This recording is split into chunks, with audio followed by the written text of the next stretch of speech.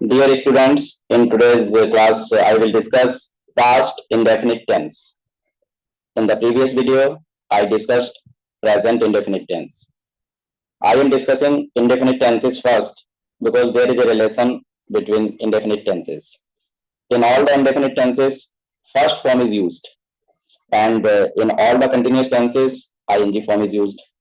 In all the perfect tenses, third form is used. So, let's start the class. Past indefinite tense.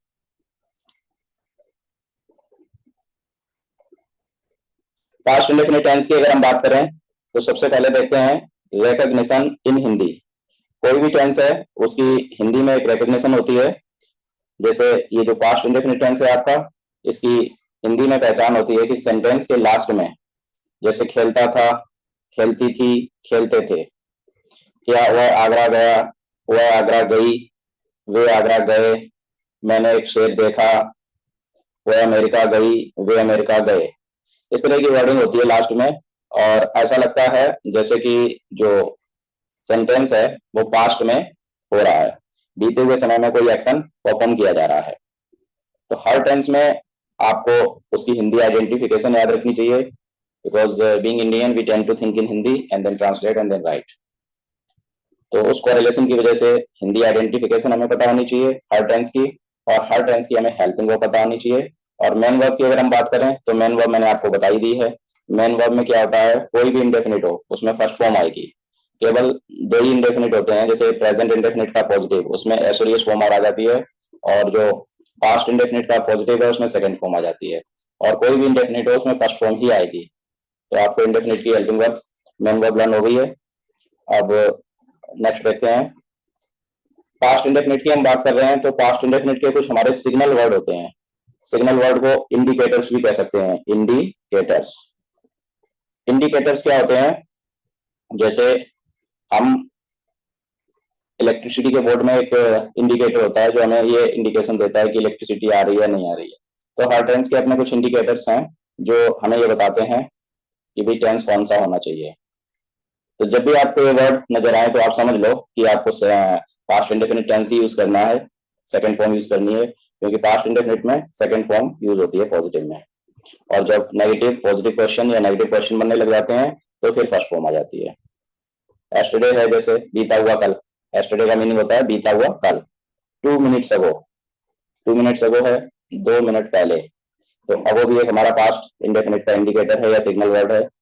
कोई old date हो, जैसे इन 1990, इन 1947, the other day, last Friday, last Friday हो, last month हो, last year हो, ये signal word आप याद कर लो।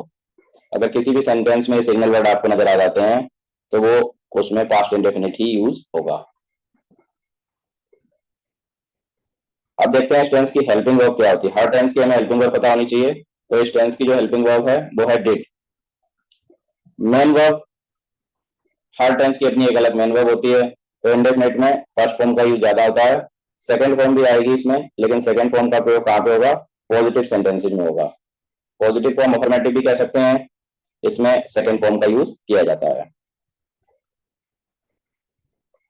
सेंटेंस स्ट्रक्चर को देखेंगे, पॉजिटिव का सेंटेंस स्ट्रक्चर कैसे बनेगा। देखिए इंग्लिश का जो ऑर्डर होता है हमारा सब्जेक्ट वर्ब ऑब्जेक्ट का होता है। वर्ब के अंदर हेल्पिंग वर्ब और मेन वर्ब दोनों आ जाती हैं।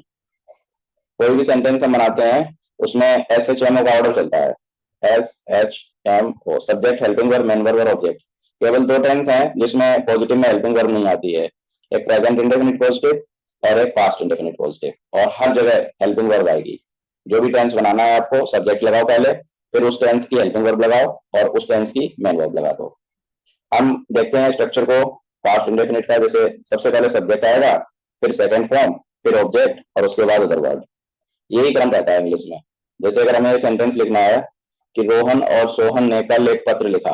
अब देखिए जो एस्टरडे मैंने बताया था आपको, इंडिकेटर होता है पास्ट इंडेफिनिट का, जिसका प्रयोग यहाँ पे हुआ है। इस एस्टरडे की वजह से ये रोट जो कि सेकंड फॉर्म है, सेकंड फॉर्म का यूज आएगा। अगर यहाँ पे ब्लैंक स्पेस भी देते और आपसे कहा जाता है कि fill in the blanks with correct form of verb, तो आपको सेकंड फॉर्म फिलअप करनी होती। बस सिग्नल वर्ड याद कर लो इस टेंस के। Rohan and Sohan wrote a letter yesterday, ये बन गया आपका पॉजिटिव। नेगेटिव इसका बनाना होगा तो इस रोट की जगह डिड नॉट राइट आ जाएगा, डिड नॉट राइट, क्योंकि इसकी हेल्पिंग वर्ब डिड है और डिड के बाद नॉट आ जाएगा, नेगेटिव बन जाएगा। आगे डिस्कस करते हैं। ये नेगेटिव का स्ट्रक्चर आ गया आपके सामने। सबसे पहले सब्जेक्ट लगाओ, फिर डिड नॉट और फर्स्ट फॉर्म लगाओ, उसके बाद ऑब्जेक्ट, फिर अदर वर्ड्स। जैसे रोहन और सोहन ने कल एक पत्र नहीं लिखा, तो रोहन एंड सोहन ये सब्जेक्ट हो गए। डिड नॉट राइट, रोट की जगह हमने क्या कर दिया, did not write a letter yesterday, ये नेगेटिव हो गया। क्वेश्चन बनाने के लिए देखिए, पॉजिटिव क्वेश्चन बनाएंगे तो हम क्या करेंगे, हर टेंस में ऐसा नहीं है कि सबका स्ट्रक्चर आपको अलग अलग याद करना है, बस हेल्पिंग वर्ब को जो है ना सब्जेक्ट से पहले कर दो। Did Rohan and Sohan write a letter yesterday, ये पॉजिटिव क्वेश्चन बन गया। और हेल्पिंग वर्ब को शुरू में रख के सब्जेक्ट के बाद नॉट लगा दो, नेगेटिव क्वेश्चन बन जाएगा। Did Rohan and Sohan not write a letter yesterday. Positive question का स्ट्रक्चर देखते हैं।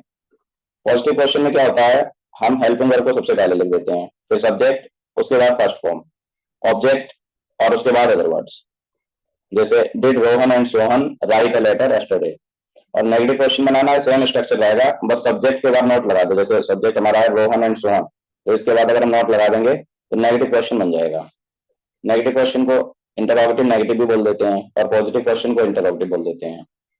तो ये हमारे स्ट्रक्चर है, बेसिक स्ट्रक्चर, जिनके बेस पे हम कोई भी सेंटेंस जो पास्ट इंडेफिनिट का है वो फ्रेम कर सकते हैं। अब देखिए जो नेगेटिव क्वेश्चन का स्ट्रक्चर आ गया आपके सामने। सबसे पहले हेल्पिंग वर्ब डिड आ गई, सब्जेक्ट, और सब्जेक्ट के बाद नॉट लगाया है। सब्जेक्ट के बाद अगर नॉट लगा दोगे तो नेगेटिव क्वेश्चन बन जाएगा, और सब्जेक्ट के बाद से नॉट को हटा दोगे तो पॉजिटिव क्वेश्चन बन जाएगा। जैसे क्या रोहन और सोहन ने कल एक पत्र नहीं लिखा, did Rohan and Sohan not write a letter yesterday. देखिए जब क्वेश्चन हेल्पिंग वर्ब को स्टार्टिंग में रख के बनाते हैं तो ऐसे क्वेश्चन को यस नो टाइप क्वेश्चन कहते हैं। There are two types of questions, yes no type question and WH type question. WH type question वो होते हैं जिनका आंसर आप यस या नो में नहीं दे सकते हो, और यस नो टाइप क्वेश्चन वो होते हैं we can answer them by simply saying yes और नो। हम उनका जवाब यस या नो बोल करके दे सकते हैं। और ऐसे प्रश्न जो हैं, ऐसे क्वेश्चन जो हैं हेल्पिंग वर्ब से स्टार्ट होते हैं। क्वेश्चन वर्ड आ गया स्टार्टिंग में तो उसका जो आंसर है हमें देना पड़ेगा। जैसे भी यहाँ पूछ रहे हैं did Rohan and Sohan not write a letter yesterday, क्या रोहन और सोहन ने कल पत्र नहीं लिखा, तो हम कह सकते हैं यस या नो। लेकिन अगर ऐसे क्वेश्चन बन जाए कि why did Rohan and Sohan not write a letter yesterday, फिर हमें उसमें बताना पड़ेगा क्यों नहीं लिखा, रीजन बताना पड़ेगा। तो डब्ल्यूएच टाइप का भी स्ट्रक्चर देखते हैं।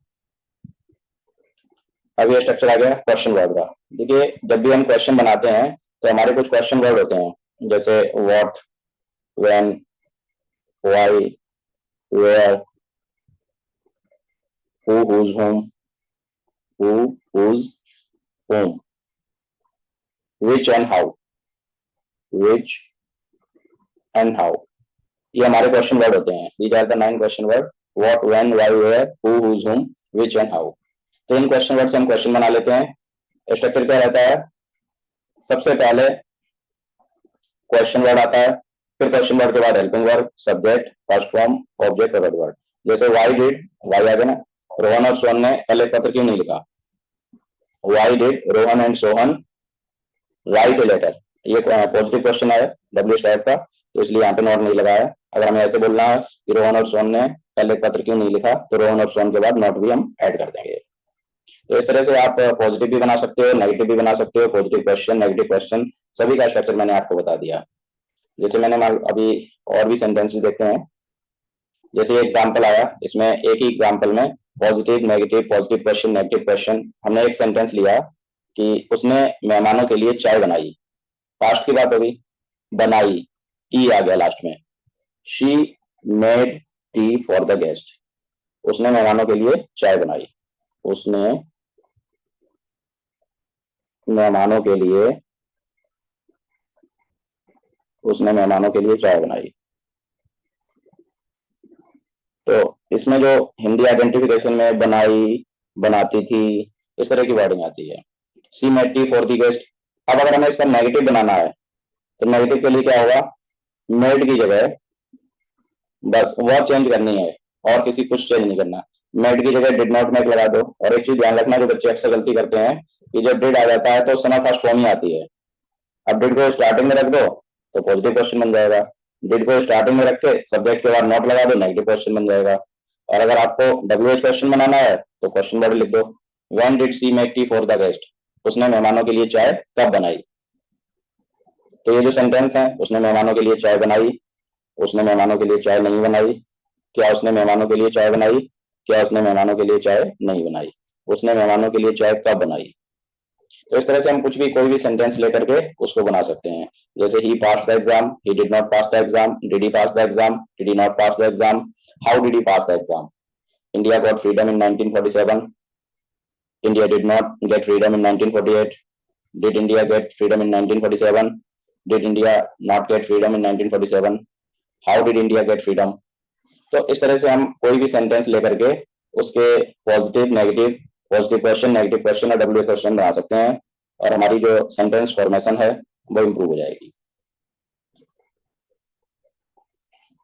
अब देखते हैं कि भाई uses of simple past tense, इसको सिंपल पास्ट भी बोलते हैं और पास्ट इंडेफिनिट भी बोलते हैं। तो अब हमें इसके यूजेस को देखना है। We use the past tense to talk about, past tense का यूज हम करते कहाँ पे हैं, something that happened once in the past, past में कोई चीज हुई है उसको डिनोट करने के लिए, उसको दर्शाने के लिए सिंपल पास्ट का यूज होता है। जैसे I met my friend in 1983, मैं अपने फ्रेंड से 1983 में मिला, ये इंडिकेटर होता है 1983 में। जब भी कोई पुरानी डेट दे दी जाती है तो वो पास्ट का इंडिकेटर हो जाता है। We went to Spain for our holidays 1 month ago, देखिए ये भी एक इंडिकेटर है, एक महीना पहले 1983 में, 1983 में एक महीना पहले, पिछली रात, लास्ट नाइट हो, लास्ट मंथ हो, लास्ट ईयर हो, ये इंडिकेटर आप याद कर लो, और जो करेक्ट फॉर्म ऑफ वर्ब वाला क्वेश्चन है वो आपका बिल्कुल ठीक हो जाएगा। क्योंकि टेंस में जो करेक्ट फॉर्म ऑफ वर्ब से रिलेटेड क्वेश्चंस आते हैं वो इंडिकेटर के बेस पे ही आप उनको सॉल्व कर सकते हो। They got home very late last night, पिछली रात वे बहुत लेट पहुंचे। We went to Spain for our holidays 1 month ago, एक महीना पहले हम हॉलीडेज के लिए स्पेन गए। तो सिंपल पास्ट का प्रयोग कहां पे होता है, कोई ऐसी चीज जो पास्ट में हुई हो, ये सारी चीजें पास्ट में हुई हैं। We use the past tense to talk about something that happened again and again in the past, कोई चीज ऐसी है जो बार बार पास्ट में हो रही है, something that happened again and again in the past. जैसे when I was a boy I walked a mile to school every day, जब मैं एक बॉय था तो एवरी डे मैं पैदल स्कूल जाता था 1 मील तक। वी स्वैम अ लॉट, हम खूब तैरा करते थे, while we were on holiday, जब हम छुट्टी पर होते थे। They always enjoyed visiting their friends, अपने फ्रेंड्स के पास विजिट करने में उन्हें अच्छा लगता था, एंजॉय करते थे। तो पास्ट में हम कोई काम बार बार करते हैं उसके लिए भी पास्ट टेंस का यूज किया जाता है। अब जो ये रूल आने वाला है ये काफी इंपॉर्टेंट है और कई बार कॉम्पिटेटिव एग्जाम्स में इससे रिलेटेड क्वेश्चन आते हैं। पास्ट में जैसे कोई काम चल रहा है तो जो काम पहले से चला हुआ है उसको फर्स्ट एक्शन बोलेंगे, और फर्स्ट एक्शन इसमें लिखा जाएगा, पास्ट कंटिन्यूस में लिखा जाएगा। पास्ट कंटिन्यूस का मतलब होता है वॉज वर और उसके बाद आईएनजी फॉर्म, और बीच में कोई एक्शन एकदम बीच में आ जाता है उसको सेकंड एक्शन बोलेंगे। उस बीच में जो एक्शन आता है जो इंटरप्ट करता है उसको सिंपल पास्ट में लिखते हैं। तो whether with the past progressive और कंटिन्यूस, पास्ट कंटिन्यूस को पास्ट प्रोग्रेसिव भी बोल देते हैं। The simple past interrupted an action, simple past क्या करता है, एक्शन को इंटरप्ट करता है। जैसे अगर मैं ये कहूँ कि जब मैं आपको पढ़ा रहा था उस समय लाइट चली गई, तो पढ़ाने का काम तो चल ही रहा था, लाइट बीच में गई एकदम। ऐसे जैसे ये सेंटेंस दिया गया है कि दे वर प्लेइंग कार्ड्स, वे कार्ड खेल रहे थे, व्हेन द टेलीफोन रैंग, जब टेलीफोन बजा। They were playing cards when the telephone rang, तो टेलीफोन बजने का जो काम है वो तो मिडिल एक्शन है, बीच में हुआ और थोड़ी देर के लिए हुआ, मोमेंटरी एक्शन होता है। तो मोमेंटरी एक्शन को हम हमेशा पास्ट इंडेफिनिट में लिखते हैं, और जो एक्शन पहले से चला आ रहा है उसको हम लिखेंगे पास्ट कंटिन्यूअस में। जैसे I was watching TV when somebody knocked at the door, मैं टीवी देख रहा था जब किसी ने दरवाजे पे दस्तक दी, दरवाजे को खटखटाया। She was cooking food when he entered the room, जब वो कमरे में आया तो वो खाना बना रही थी। तो जो काम पहले से चला आ रहा था उसको तो पास्ट कंटिन्यूअस में लिखो, और जो बीच में एक्शन होता है उसको सिंपल पास्ट में लिखो। ये रूल बहुत ही इंपॉर्टेंट है, इससे रिलेटेड एरर्स आ जाती हैं एग्जाम्स में, फिल इन द ब्लैंक्स आ जाते हैं। So dear students, in this class I discussed past indefinite basic rules and some uses. Please keep watching, like, share and subscribe. Thank you.